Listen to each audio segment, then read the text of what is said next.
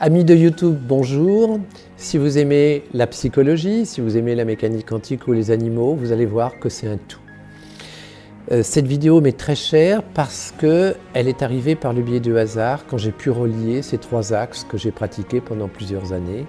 J'ai fait la psychologie jungienne, la mécanique quantique et les animaux, et je n'avais pas du tout conscience que j'allais un jour les relier en vous proposant quelque chose. Je suis obligé un petit peu de reprendre très rapidement ce que j'ai pu faire, et vous pouvez vous référer aux vidéos qui vous permettront en quelque sorte d'approfondir. Au niveau de la psychanalyse, tout simplement parce que je sais que de repartir peut gêner certains, ça prend du temps, et qu'on est dans une génération où on est dans l'instantanéité. Là, je vous demande tout simplement, allez, 10, 12, 15 minutes, pas plus. Alors, au niveau de la psychanalyse, si vous voulez, il y a le conscient, c'est ce qu'on voit, c'est ce qu'on comprend. Ce conscient, c'est la partie émergée de l'iceberg, c'est une toute petite partie, et nous, on a la croyance de penser en quelque sorte que c'est la totalité de ce qui nous entoure, c'est tout petit le conscient. Et le conscient est habillé par l'apparence que nous on appelle la persona. Ensuite, il y a l'inconscient personnel qui est lié à notre milieu.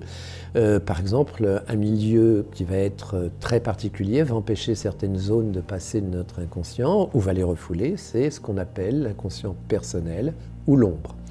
Et ensuite, on a l'inconscient collectif. Pourquoi on l'appelle collectif? C'est parce qu'il est constitué d'archétypes qui sont dans toutes les personnes sur la surface de la Terre. On retrouve toujours les mêmes archétypes, quels que soient les personnages et les civilisations, qui vont être colorés des civilisations.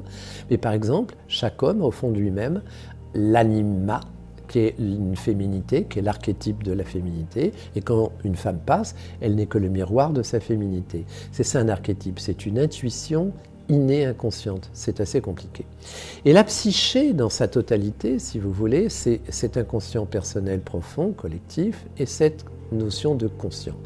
Il est important de comprendre que Jung avait dit « tant que vous ne conscientisez pas votre inconscient, ça interviendra sous forme de destinée ». Et la destinée, c'est très proche du hasard. D'ailleurs, ce qui est intéressant, c'est que la traduction est difficile. Comment l'inconscient passe? Quand le conscient dort, les rêves, les hasards, les coïncidences, et certaines fois des symptômes quand on ne l'entend pas. Voilà. La deuxième chose, la mécanique quantique m'a toujours passionné parce que c'est fantastique, on ne la comprend pas mais ça marche. Il y a le principe bien sûr de dualité, l'onde est en même temps une particule, le fait de regarder crée la particule par la réduction du paquet d'ondes. Simplement réduction du paquet d'ondes, c'est un thème barbare qui veut dire que quand on regarde, on réduit l'onde pour créer une particule. C'est comme ça, c'est ce que l'on appelle la dualité de la mécanique quantique. Deuxième axe, qui a été quand même très bien figuré par Aspect, qui a été prix Nobel, c'est l'intrication quantique. C'est lorsque vous avez une particule que vous allez couper en deux, vous allez avoir deux particules qui vont interagir d'une manière identique. Si vous la faites tourner en spin, enfin, si vous faites bouger celle de gauche, celle de droite va bouger automatiquement. Et là, ça pose problème, parce que la première chose, c'est comment la deuxième peut savoir, puisqu'on crée la première en la regardant. Déjà, on a la tête en envers. Et la deuxième chose, c'est que quelle que soit la distance, ça marche. Ce qui remet en cause la flèche du temps, puisque la flèche du temps est basée sur la vitesse de la lumière, avec le passé, présent, futur.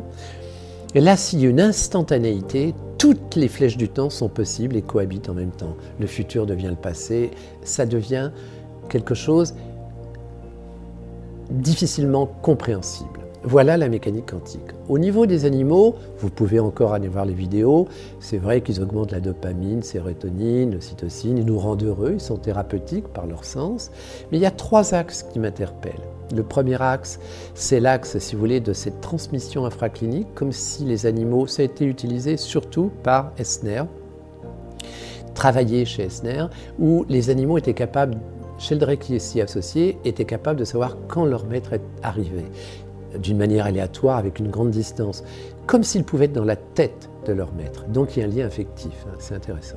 La deuxième chose, c'est Vickrey, qui a pu prouver que quand il y avait un lien affectif, certains animaux empêchaient leur maître de sortir.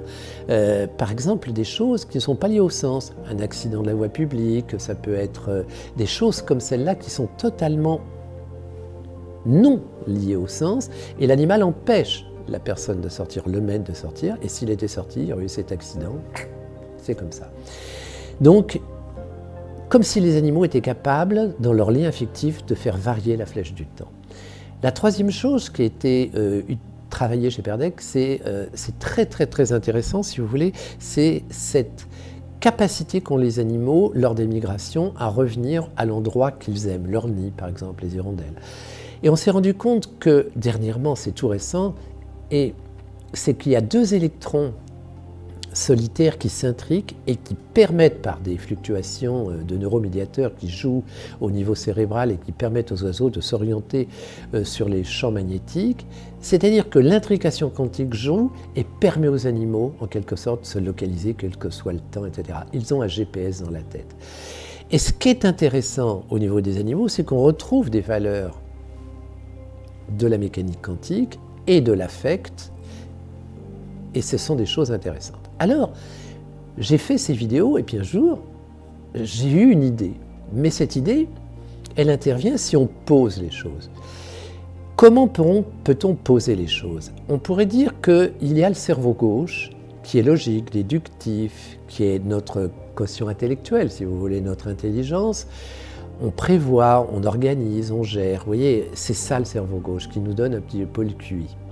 Et puis, il y a ce que l'on appelle le quotient émotionnel qui nous donne un peu le reflet de notre âme. Notre âme, c'est notre inconscient, c'est ce qu'on ressent, c'est notre instinct, c'est notre 6e sens, c'est ces choses totalement irrationnelles. Mais n'oubliez pas au départ que l'inconscient est une la grosse partie de notre psyché. Ce qui veut dire que ce cerveau droit qui est minoritaire dans notre vie est bien entendu majoritaire dans notre fonctionnement. Donc là, on a posé les 2 éléments. Et qu'est-ce qu'on voit? On voit que les hommes, depuis un certain temps, vous savez, les hommes, ils sont sur Terre depuis peu de temps par rapport à l'âge de la Terre. Hein. Les hommes sont sur Terre, ça correspond à la couche de peinture sur la Tour Eiffel, alors que l'âge de la Terre, c'est la Tour Eiffel. Ils sont partis dans une direction, à mon avis, qui est compliquée, c'est la direction où le cerveau gauche est mis en avant, l'intelligence est mise en avant, la représentativité est mise en avant. On est dans une considération par rapport aux valeurs conscientes qui, à mon avis, nous emmène vers un monde qui est anthropique, proche du chaos.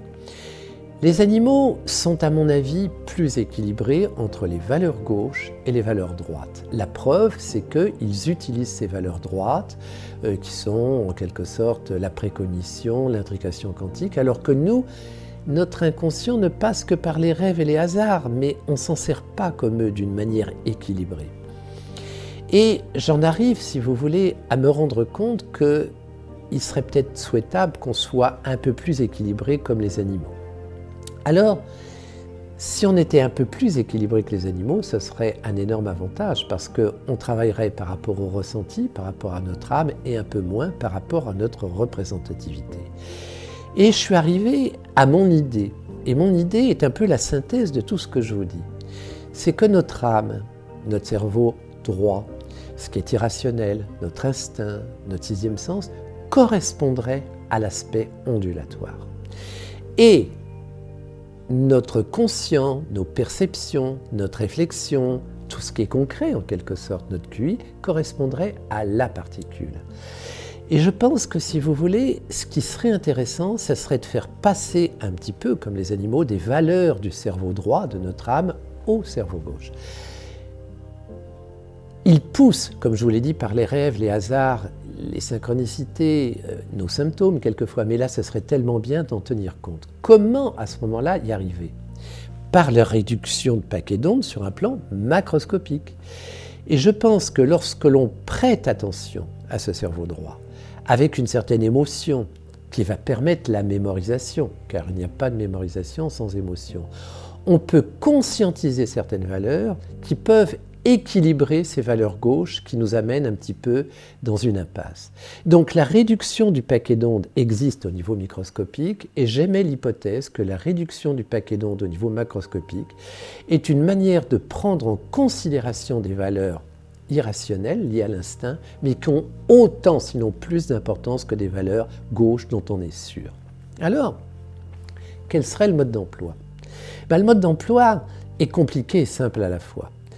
Le mode d'emploi, c'est au niveau intellectuel d'essayer d'atténuer, si vous voulez, ces valeurs gauches dont on est prisonnier. La représentativité, d'être toujours meilleur que l'autre. C'est une course à l'échalote qui quelque part fait qu'on est emprisonné dedans. Et la deuxième chose, c'est d'essayer, avec une certaine sensibilité, tout seul, dans son coin, tranquille, de donner de l'importance à nos instincts, à ses perceptions, parce que vous savez, l'instinct n'est qu'une projection de notre inconscient, de donner de l'importance à ces hasards qui se répètent, de telle manière que ça donne une nouvelle orientation à notre vie qui s'équilibre avec ces valeurs gauches, atténuer leur excès. Donc je ne suis pas pour supprimer les valeurs gauches, je suis pour atténuer l'excès et pour qu'il y ait un équilibre avec les valeurs droites. Comment faire ? Uniquement par le jeu. Le jeu nous permet de jouer, nous permet d'être un enfant, et d'être mature, c'est d'être enfant et adulte. Trop enfant, on est immature, trop adulte, on est immature. Et quand on est dans ce jeu où on donne de l'importance à l'onde, ce cerveau droit, qu'on l'intellectualise, qu'il devient la particule, qu'il devient concret, à ce moment-là, on est prêt à aller dans des nouveaux territoires dont on se sentira étrangement propriétaire et qui nous permettra de nous éloigner de cette arme de destruction massive depuis la nuit des temps, qui est la catastrophe des catastrophes, qui est la notion de comparaison, qui n'a aucun intérêt, cette comparaison, et qui est destructive. Cette comparaison est destructive. Donc, ce que j'ai essayé de faire, et j'ai terminé, c'est de vous proposer à travers, et je ne le savais pas, à travers la psychanalyse et l'inconscient dans un autre espace-temps, la mécanique quantique qui nous amène une notion hors de la flèche du temps, les animaux qui l'ont compris, qui les associent, c'est un peu de les imiter pour essayer d'être dans un nouvel équilibre qui nous sortirait un peu d'une orientation vers le chaos.